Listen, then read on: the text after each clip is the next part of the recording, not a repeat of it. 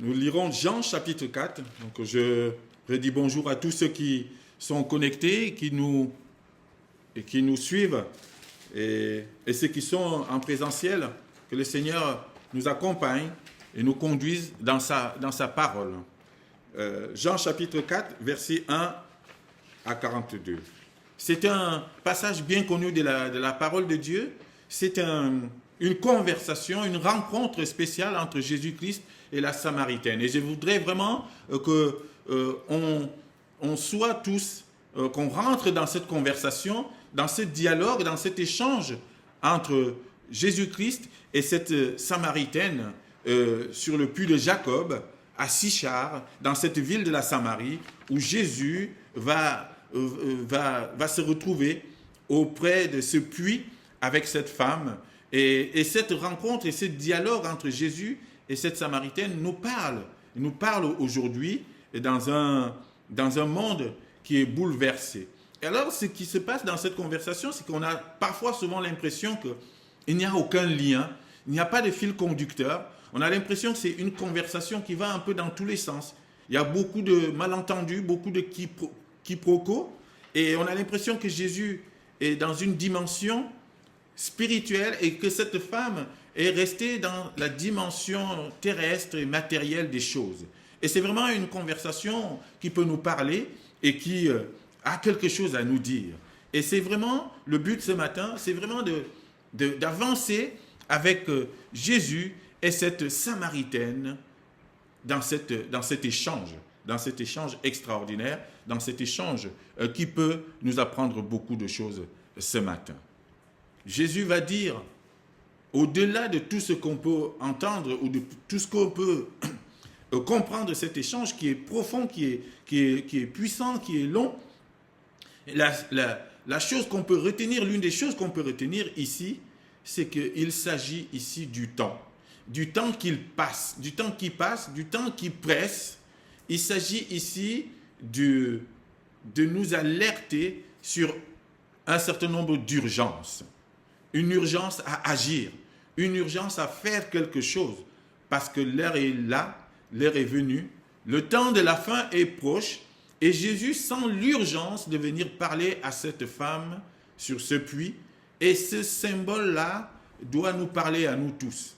C'est urgent, il est urgent d'agir, et le temps est là, l'heure est venue. Voilà ce que nous pouvons déjà comprendre. Et s'il y a un fil conducteur dans cette conversation, c'est celui-là.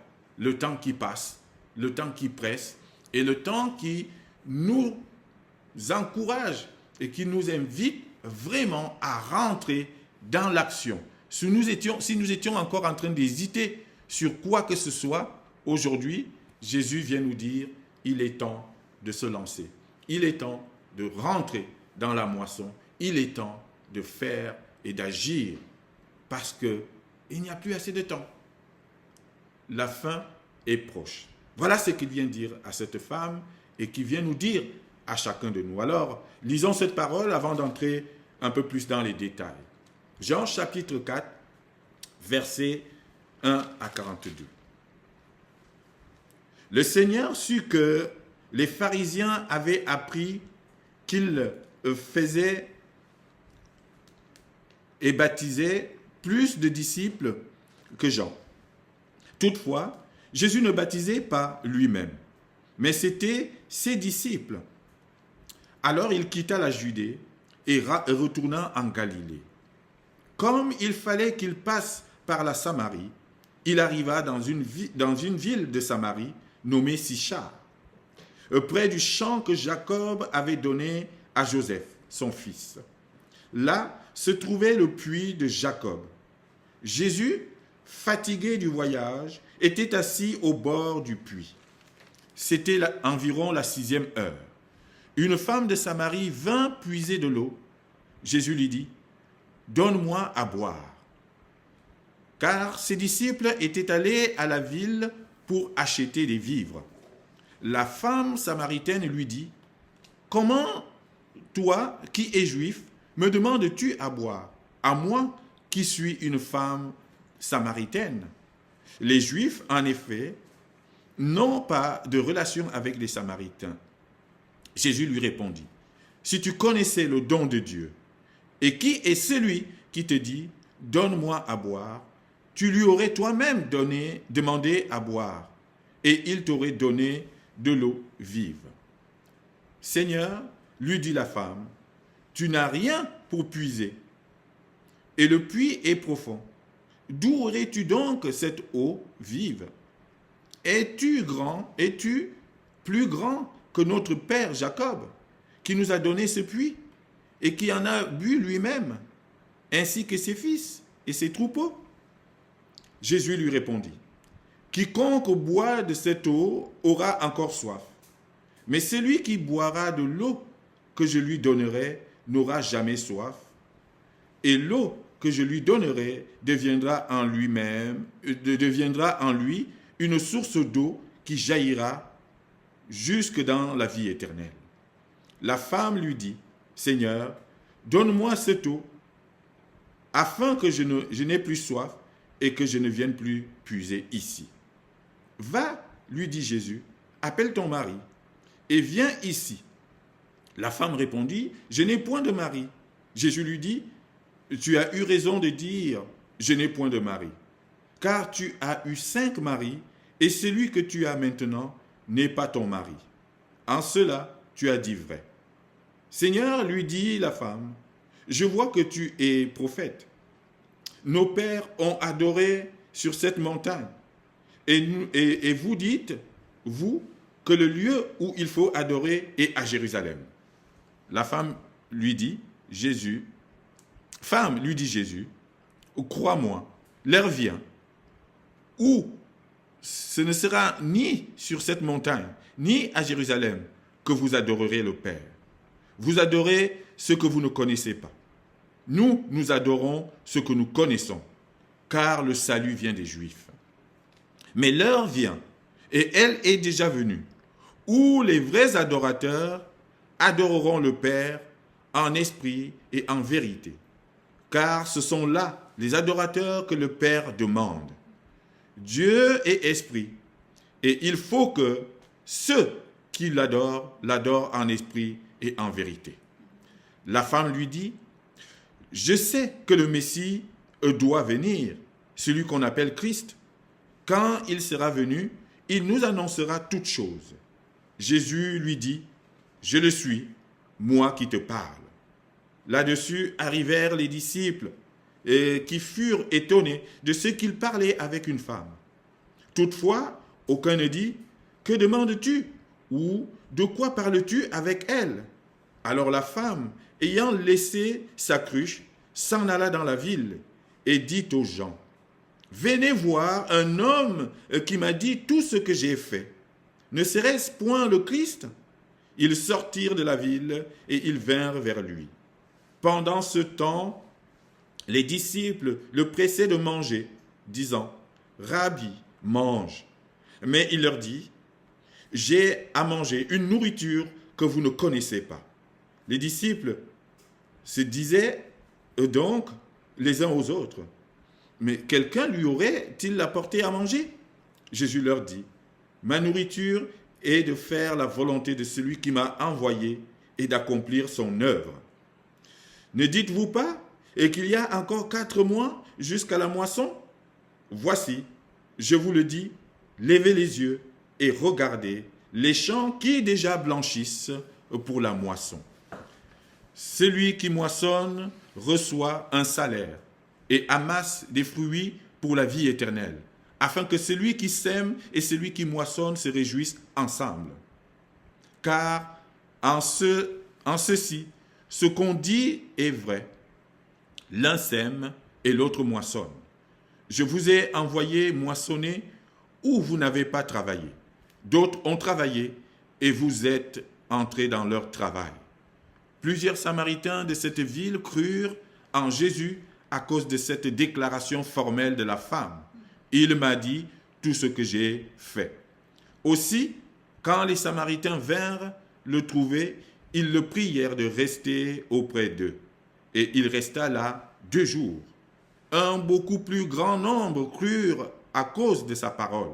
Et il disait à la femme, ce n'est plus à cause de ce que tu as dit que nous croyons, car nous l'avons entendu nous-mêmes et nous savons qu'il est vraiment le Sauveur du monde. Amen. Voilà la parole de Dieu ici, un long passage, une conversation qui peut nous parler ce matin. Moi, ça a toujours été un moment très fort quand je lisais justement cette conversation, cet échange, cette rencontre entre Jésus et cette Samaritaine. Et je voudrais que nous soyons tous aujourd'hui cette Samaritaine, que nous agissions aujourd'hui comme cette Samaritaine et que nous soyons à l'écoute de ce que Jésus a à dire ici à cette femme, mais aussi à chacun d'entre nous. Jésus vient ici montrer qu'il y a urgence.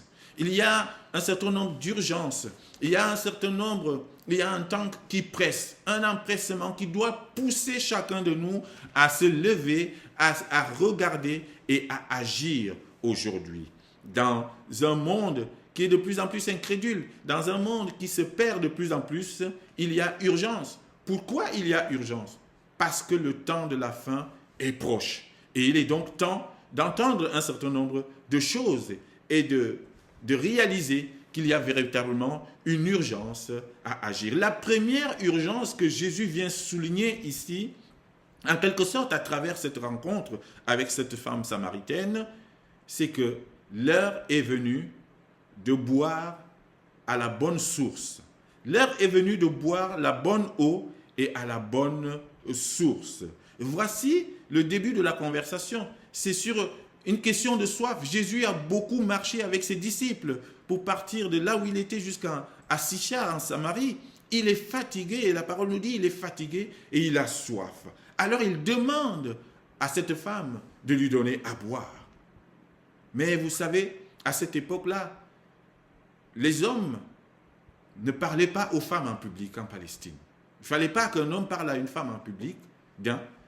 Et de deux, Jésus c'était un rabbi, c'était un maître. Le maître ne parlait pas aux femmes. Et donc Jésus vient d'abord ici casser un premier code. Il va parler à cette femme. Et il va parler à une Samaritaine. Les Samaritains et les Juifs ne s'entendaient pas, ils ne se parlaient pas. Il n'y avait pas de communication. Les Juifs considéraient les Samaritains comme des étrangers et des gens, des païens, et dont il ne fallait pas s'approcher. Et sous peine de se sentir impur, je ne sais pas, mais c'était vraiment cela. Mais Jésus, lui, il est juif, il vient en Samarie parce qu'il y a une urgence. Il casse d'abord un premier code parce qu'il y a urgence. Il veut dire quelque chose à cette femme. Maintenant, il est temps que vous buviez à la bonne source, que vous veniez puiser à la bonne source et que vous buviez la bonne eau. Cette femme, elle vient à midi. Donc la 6e heure qui nous est dit ici, c'est midi en quelque sorte. C'est en Palestine, dans cette région méditerranéenne. À midi, il fait très chaud, le soleil est au zénith, et là, il n'y a personne dans les rues. Tout le monde est enfermé dans sa maison, les volets sont fermés parce qu'il fait tellement chaud que personne n'ose sortir. C'est à cette heure-là que cette femme décide d'aller puiser de l'eau, d'aller chercher de l'eau. Mais Jésus savait que cette femme avait l'habitude de venir à cette heure-là. Et le rendez-vous est pris, le rendez-vous est là sur ce puits. Et la conversation démarre par cette soif et cette eau. Ce que Jésus veut dire à cette femme, c'est qu'il y a une eau qui est beaucoup plus importante, beaucoup plus puissante que l'eau physique qu'elle vient puiser ici. C'est l'eau spirituelle. C'est la source d'eau qui nourrit et qui abreuve. Et cette source, elle est devant elle, cette femme. Cette source, ce n'est plus le puits de Jacob. Cette source, c'est Jésus lui-même qui lui parle ici. Alors après, une sorte de langage de sourd, où la femme va continuer à penser à l'eau physique alors que Jésus était déjà dans une autre dimension, la femme va comprendre qu'elle a affaire à quelqu'un qui n'est pas comme les autres. Elle dit, c'est peut-être un prophète, c'est peut-être le Messie, elle ne sait pas encore. Et au final, elle va lui dire, donne-moi cette eau, afin que je n'ai plus soif. Jésus a une eau qui ne donne plus soif. Une fois qu'on la boit, on n'a plus soif. Afin que je n'ai plus soif et que je ne vienne plus puiser ici. Voilà la première urgence. Jésus parle ici d'une eau que nous devons tous chercher à boire maintenant. L'eau spirituelle. Et c'est lui la source. Et cette eau, c'est son esprit.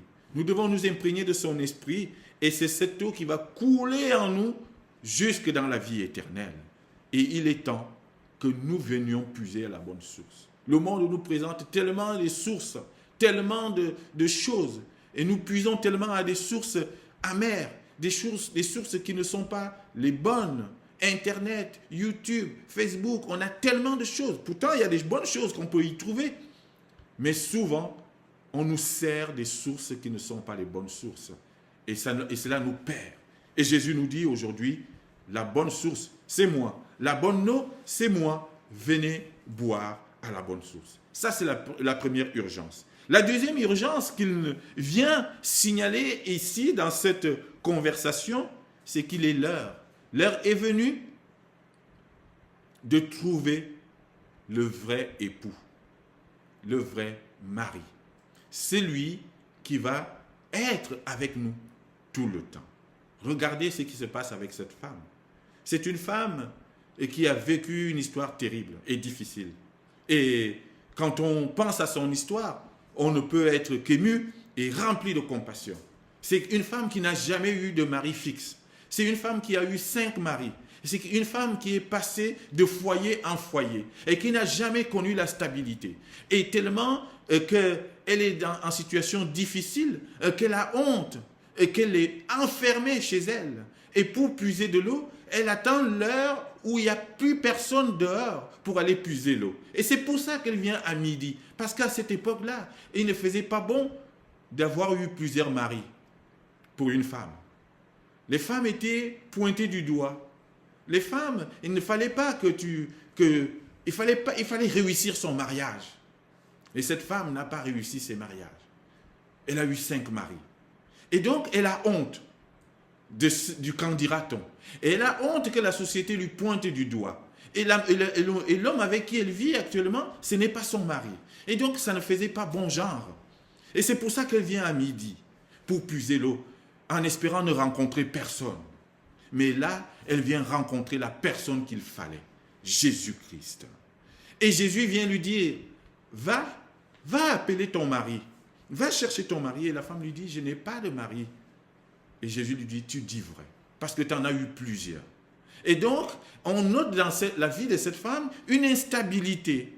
Et Jésus vient lui dire, le mari que tu cherches, l'époux que tu cherches véritablement, c'est moi. Viens à ma rencontre et tu vas trouver la stabilité. Et Jésus parle au-delà du mari, au-delà de l'époux. Ce que Jésus veut dire à cette femme et qu'il veut nous dire à nous aujourd'hui, c'est qu'il est temps de trouver la stabilité spirituelle. Parfois, nous passons le temps d'un endroit à un autre, d'une église à une autre, d'une assemblée à une autre. On n'arrive pas à se poser d'une religion à une autre. Les gens ont du mal à se stabiliser pour pouvoir se poser, trouver un moment pour justement célébrer la gloire de notre Dieu. On passe d'une assemblée à une autre. Parce qu'on est déçu de la louange ici. Parce qu'on est assez déçu des prédications de là. Parce qu'on ne trouve pas ce qu'on veut dans telle ou telle assemblée ou dans telle ou telle religion. Et donc, on tourne, et le temps passe. Le temps passe. Et Jésus vient nous dire, il est temps de vous stabiliser et de trouver qui? Christ. Parce que nous passons le temps à chercher des assemblées et des lieux de culte, des endroits, des religions, au lieu de chercher Christ. C'est lui le vrai époux. C'est lui notre époux. Et c'est avec lui que nous devons construire une relation. Et cette relation sera la plus stable. Et alors, on ne bougera plus. On ne tournera plus d'un lieu à un autre. C'est cela l'urgence. Il est urgent de chercher et de trouver Christ, Jésus, et non de courir après les religions, et non de courir après les sectes, et non de courir après je ne sais quelle communauté. C'est Christ qu'il faut chercher. C'est lui le vrai époux. C'est urgent. Troisième chose, troisième urgence. L'heure est venue de faire la vraie adoration. L'heure de la vraie adoration est arrivée. Pourquoi? Parce que ce ne sera plus ni dans un lieu, ni sur une montagne, ni dans un local, ni dans un endroit bien précis qu'il faudra aller adorer. Il ne faut plus, parce que Dieu est esprit. Et il est partout. Et on peut l'adorer et l'honorer partout. Partout. Et cette adoration doit être une adoration de vérité. Et il dit en vérité et en esprit. On ne peut pas enfermer l'esprit dans un local.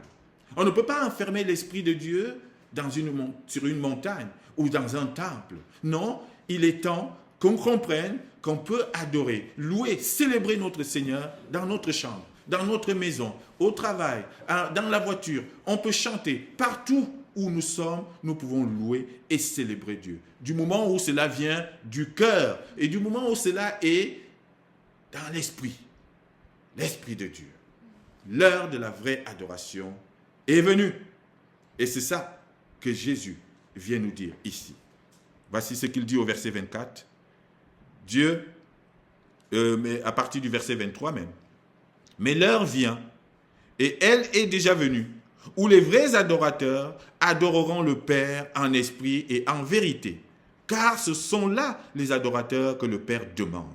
Dieu est esprit, et il faut que ceux qui l'adorent en esprit et en vérité. Arrêtons de faire semblant maintenant d'adorer. Adorons en esprit. Parfois, quand tu rentres dans certaines assemblées, dans certaines communautés, on va mettre du feu dans l'adoration, on va mettre du chaud, on va mettre des choses et d'autres. On va se focaliser sur l'apparence. Et tu te dis, waouh! Mais au fond, finalement, on se rend compte qu'il n'y a pas de vérité, il n'y a pas d'esprit de Dieu. Et parfois, on est déçu. Dieu veut des adorations, des adorateurs en esprit et en vérité. Voilà la troisième urgence. Il est temps d'adorer Dieu en esprit et en vérité. Et ne l'enfermons pas dans une assemblée ou dans une communauté ou dans un lieu précis. Ce n'est plus ni sur cette montagne, c'est ce qu'il dit à cette femme. Parce que les Samaritains n'avaient pas le droit d'aller dans le temple à Jérusalem pour adorer. Alors ils ont construit un temple sur une montagne. La montagne Garizim, le mont Garizim. Et c'est là qu'ils allaient souvent adorer. Et là, cette femme dit à Jésus, c'est là que nous allons adorer. Et vous, les Juifs, vous adorez au temple à Jérusalem. Et Dieu dit non, c'est fini tout cela. Il n'y a plus de lieu, il n'y a plus d'endroit, il n'y a plus de localité. On peut adorer Dieu partout parce qu'il est esprit. L'esprit de Dieu est partout. Que le Seigneur nous aide à l'adorer en vérité et en esprit. Quatrième urgence, chers frères et sœurs. L'heure est venue, l'heure du témoignage, l'heure de l'évangélisation, l'heure de l'invitation. Vous voyez, cette femme, je suis troublé quand je vois l'attitude de cette femme. Après avoir parlé avec Jésus, après avoir rencontré la personne qu'il fallait rencontrer, qu'est-ce qu'elle fait? Elle est tellement émue, tellement éprise de cette conversation et de la puissance qui est sortie de cette rencontre avec Jésus-Christ. Et je vous prie et je prie le Seigneur que vous ayez une telle rencontre avec Jésus. Cette femme, elle est venue à midi, elle avait honte, elle avait peur qu'on lui pointe du doigt parce qu'on allait dire que c'est une femme de mauvaise vie, parce qu'elle passe de mari en mari, elle n'en pouvait plus. Et maintenant qu'elle a rencontré le vrai époux, et maintenant qu'elle a discuté avec Jésus, qu'est-ce qu'elle fait? Elle n'a plus peur, elle n'a plus honte, elle en oublie même sa cruche par terre. Elle court dans le village pour faire quoi? Pour annoncer, pour témoigner. L'heure est venue de te lever et d'aller témoigner. L'heure du témoignage, l'heure de l'évangélisation est venue parce qu'il n'y a plus assez de temps. Soyons comme cette Samaritaine. Après avoir rencontré Jésus, toi qui as déjà rencontré Jésus, toi qui le connais maintenant, ne reste plus assis, ne reste plus assise. Lève-toi, fais comme cette Samaritaine. Va annoncer au village, va annoncer à tes voisins. Invite, va leur dire, venez voir. Voilà ce que cette femme va dire dans ce village, à Sichar, en Samarie. Venez voir quelqu'un qui m'a dit tout ce que j'ai fait. Oui, Jésus nous demande aujourd'hui d'aller dire aussi à nos voisins, à notre voisin, viens voir. Viens voir ce que moi j'ai vu. Viens voir celui que j'ai rencontré. Viens voir Jésus. Invite ton voisin à venir voir Jésus. Invite ton collègue à venir voir Jésus. Invite ton frère, invite ta sœur, invite ton père, invite ta mère, invite ton mari, invite ta femme à venir voir Jésus. Il est l'heure d'évangéliser. Il est l'heure de se lever pour témoigner. Le monde en a tellement besoin. La Samarie était à l'écart. Et ce village à Sichar, ils ne croyaient pas en Jésus-Christ. Ils étaient loin. Ils croyaient en Dieu, mais ils ne connaissaient pas ce Dieu. Ils ne connaissaient pas Dieu. Parce qu'ils ne connaissaient pas le Fils, en fait. Ils croyaient sans croire. Ils le connaissaient sans connaître. C'est ce que Jésus dit à cette femme. Vous adorez celui que vous ne connaissez pas. Pour connaître Dieu, il faut connaître Jésus. Et il vient lui dire, je suis là pour vous aider à connaître le vrai Dieu. Et cette femme ne va pas garder cette nouvelle pour elle. Elle va se lever, elle va courir dans le village et va dire, venez voir. Aujourd'hui, c'est l'heure du venez voir. Aujourd'hui, c'est l'heure de l'invitation. Nous devons inviter le monde. Quand on voit encore ce qu'on a pu voir vendredi soir, comment le monde ignore Jésus, comment le monde va même jusqu'à blasphémer, comment les gens vont jusqu'à faire n'importe quoi. Ils ne connaissent pas. Et moi, en regardant cela, j'ai dit, mais Seigneur, ils ne connaissent pas. Pardonne-leur. Ils ne connaissent pas. Et nous devons maintenant nous lever pour aller dire à ces gens-là, venez voir Jésus, le vrai. Et c'est cela qui va les conduire à la vie éternelle. Oui, c'est ça l'urgence. C'est ça la quatrième urgence que Jésus vient nous signaler ici à travers cette rencontre. Il est temps d'aller témoigner parce que le temps est proche. La fin est proche.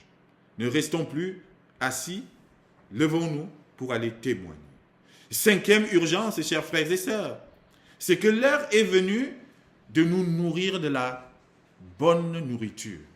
L'heure est venue de nous nourrir de la parole de Dieu et d'agir selon sa volonté et d'accomplir ses œuvres. Et c'est ce que Jésus dit. Les disciples sont en train de le presser ici de manger la nourriture physique. Mange, Seigneur, lui disent-ils. Mange. Tu as faim, on a marché depuis longtemps. Tu as faim, tu as soif et tu continues à parler à cette femme. Il est temps de manger. Et Jésus leur dit, non, je mange une nourriture que vous ne connaissez pas. Et la nourriture de Jésus, c'est quoi? C'est de faire la volonté de son Père et d'accomplir l'œuvre pour laquelle il a été envoyé. Il est temps pour nous aujourd'hui de nous nourrir de la parole. L'Éternel dit à Ézéchiel, mange le rouleau. Il est temps pour nous de nous nourrir de la vraie nourriture. C'est la parole de Dieu. C'est cette parole qui nous sanctifie. C'est cette parole qui nous nourrit et c'est cette parole qui va nous permettre vraiment de vivre dans l'esprit et par l'esprit et pour l'esprit. Il est temps de te nourrir du fruit de l'esprit. Il y a un bon fruit que Jésus nous a préparé, que Dieu nous a préparé. C'est le fruit de l'esprit. Nourris-toi de la joie. Nourris-toi de la bienveillance. Nourris-toi de la foi. Nourris-toi de la paix. Nourris-toi de la patience. Nourris-toi de la maîtrise de soi. Il est temps de nous nourrir. Nourris-toi de l'amour. C'est cela la vraie nourriture. Et comment tu vas le faire? Mais c'est en allant plonger dans la parole, dans les Écritures, dans la Bible, en lisant ta Bible tous les jours, en te nourrissant de cette belle parole, de cette belle nourriture. Jésus dit, je me nourris de la volonté de mon Père. Il est temps pour nous de nous nourrir de la parole. C'est la vraie nourriture. Parce que le royaume des cieux, ce n'est pas le manger et le boire. C'est tout ce qui relève de la justice, de la paix. C'est ça que la parole nous dit. Alors, aujourd'hui, les gens passent le temps à ne penser qu'à la fête, à se goinfrer, à manger, à vivre intensément, dangereusement. Mais ils ont oublié que la vraie nourriture n'est pas là. Parce que cette nourriture-là, elle passera. on ne laissera rien du tout. La seule chose qu'il faut garder et dont on doit se nourrir, c'est de la parole de Dieu. Et celle-là nous permettra de faire sa volonté et de marcher d'une manière digne de notre Seigneur. Pour finir, chers frères et sœurs, il y a urgence. Il y a urgence. Et cette urgence, ultime urgence, c'est quoi? C'est qu'il est temps de se lever. Jésus dit à ses disciples qui viennent ici interrompre sa conversation avec cette femme, il vient leur dire, mais levez les yeux et regardez. Vous avez l'habitude de dire que la moisson arrivera dans 4 mois. Et là, on suppose qu'ils étaient à 4 mois de la moisson, du temps de la récolte, parce que c'était la saison. C'était comme ça. Oui, on fonctionne en saison. Les humains fonctionnent en termes de saison. L'hiver, l'été, le printemps, le temps de la récolte, le temps de la semence, etc., etc. Et Jésus vient leur dire quelque chose qui doit nous marquer aujourd'hui. Il dit, levez les yeux et regardez. Les champs sont déjà blancs. Ça veut dire, c'est le symbole, le signe qui annonce le temps de la récolte, le temps de la moisson. Et il dit, vous attendez encore 4 mois avant ce temps. Mais moi, Jésus, je vous dis, cette saison est déjà là. Il est temps de moissonner. Il est temps de se lancer dans le champ et d'aller moissonner, d'aller récolter. Ce que Jésus veut leur dire ici, c'est qu'il est venu accélérer le temps. Il n'y a plus le temps d'attendre.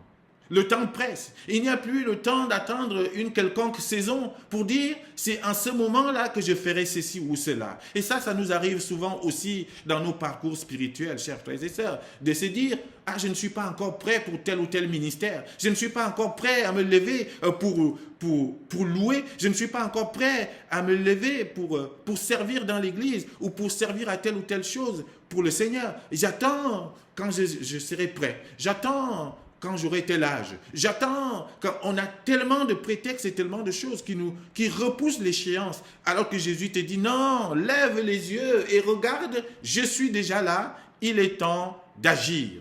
Entrez dans la moisson. Levez les yeux. Génération tête baissée. Nous sommes une génération de tête baissée. Il faut voir aujourd'hui. Chacun regarde qu'à lui-même. Chacun regarde qu'à son petit téléphone. On marche en route maintenant, tête baissée. On n'ose plus lever la tête. On ne voit plus rien que son petit smartphone. Notre regard s'est fixé, s'est figé. Et du coup, on ne lève plus les yeux. Du coup, on ne voit plus rien. Jésus vient dire ici, lève les yeux, vois.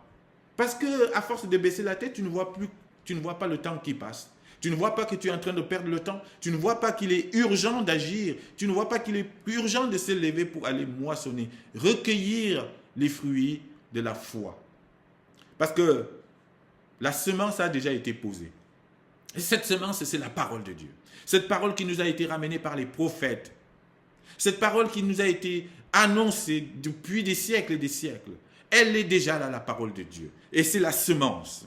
Et Jésus dit, il est maintenant temps de récolter les fruits de la semence. Et ces fruits, c'est quoi? C'est la foi. Et c'est à nous d'aller activer cette foi auprès des gens, d'aller porter Christ aux gens et dire, voilà, cette parole qui nous a été annoncée il y a des siècles, elle s'est accomplie en Jésus-Christ. Il est maintenant temps de croire.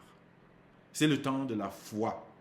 Et quand on voit encore combien le monde est de plus en plus plongé dans l'incrédulité, on a lieu de s'inquiéter, mais pas seulement. Mais il y a lieu de prier pour le monde, afin qu'il croie. Et c'est ce que les gens de ce village de Sichar, en Samarie, ont fait. On nous dit ici que beaucoup sont venus et ils ont cru. Ils ont cru parce que la femme est allée annoncer. Mais ils ont cru aussi, beaucoup ont encore cru parce qu'ils sont venus et ils ont entendu la parole de Christ. La foi vient de ce qu'on entend.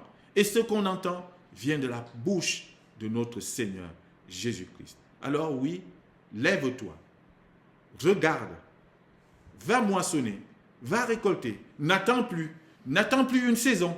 Non, la saison de la foi est là. La saison de la moisson est là. L'heure est venue de nous lever et d'aller moissonner, d'entrer dans le champ de Dieu et d'amener les gens à la foi. Que le Seigneur nous aide et nous donne la force de le faire. Gloire à lui. Amen.